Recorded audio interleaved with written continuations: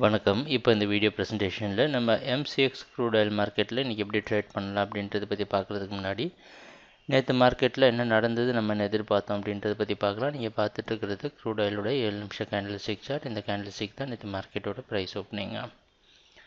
2660 பக்கமாக ஓப்பன் ஆகிருக்கு crude oil market. நம்ம 2760 வரைக்கும் மார்க்கெட் டவுன் ட்ரெண்டுக்கு சாதகமாக இருக்கும்னு எதிர்பார்த்தோம். கன்சர்வேட்டிவ் ட்ரேடர்ஸ் எல்லாத்தையும் கொஞ்சம் வெயிட் பண்ணி மார்க்கெட் அடுத்த ரெசிஸ்டன்ஸை தொட வரைக்கும் வெயிட் பண்ணி அப்புறம் செல் பண்ணுங்கன்னு சொல்லியிருந்தோம். நேற்று மார்க்கெட் ஓப்பன் ஆனதுக்கப்புறம் மார்க்கெட் ஓரளவு இறக்கத்தை சந்திக்க ஆரம்பித்தது. ஆனால் 2670 அப்படின்ற இடத்த பல முறை சப்போர்ட்டாக மாற்றுறதுக்கான முயற்சி நடந்திருக்கு.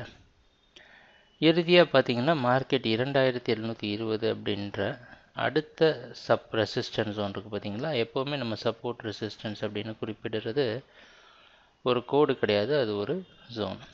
அந்த ஜோன்லேருந்து ரெசிஸ்டன்ஸ் எடுத்து மார்க்கெட் அன்னைக்கு மார்க்கெட், அதாவது நேற்று மார்க்கெட்டில் புதிய லோ க்ரியேட் பண்ணியிருக்கு. 2640 வரைக்கும் ஒரு புதிய லோ க்ரியேட் பண்ணிவிட்டு திருப்பியும் அந்த நேற்று க்ரியேட் பண்ண ஹையை உடைச்சி 2740 க்ளோஸ் ஆகிருக்கு. சொல்லப்போனால் ஒரு ஏற்ற இறக்கத்தோடையே இருந்திருக்கு. ஓரளவு செல்லிங்கும் நடந்திருக்கு, பையிங்கும் நடந்திருக்கு. இறுதியாக மார்க்கெட்டை ஜெயிச்சது பையர்ஸ் தான் நேற்று மார்க்கெட்டில். ஏன்னா நேற்று மார்க்கெட்டோட க்ளோசிங் முந்தா நேற்று மார்க்கெட் க்ளோசிங்கோட ஹைக்கு மேலே க்ளோஸ் ஆகிருக்கு. இது சாதாரணமாக க்ரூட் ஆயில் போன்ற மார்க்கெட்டில் நடக்கிற ஒரு விஷயந்தான். 3200 அப்படின்ற இடத்துலேருந்து மார்க்கெட் தொடர்ந்து சரிவு சந்தித்து 500க்கும் மேற்பட்ட பாயிண்ட்டுகள் சரிவு சந்திச்சிருக்கு. அதில் ஒரு நாள் மேலே போய் க்ளோஸ் பண்ணுறது அப்படின்றது யதார்த்தமாக நடக்கிற விஷயம்.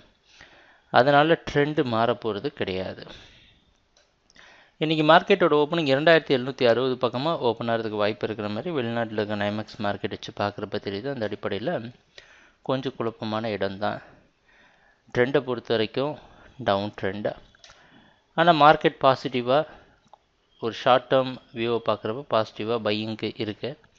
இந்த மாதிரி குழப்பம் இருக்கிற நேரத்தில் நம்மளால் செய்ய முடிஞ்சது என்னென்னா, மார்க்கெட்டுக்கு கொஞ்சம் டைம் கொடுத்து கொஞ்சம் கன்சால்டேட் ஆகி இது க்ளோஸ் ஆனதுக்கப்புறம் நம்ம ட்ரேடிங்கை ஆரம்பிக்கலாம்.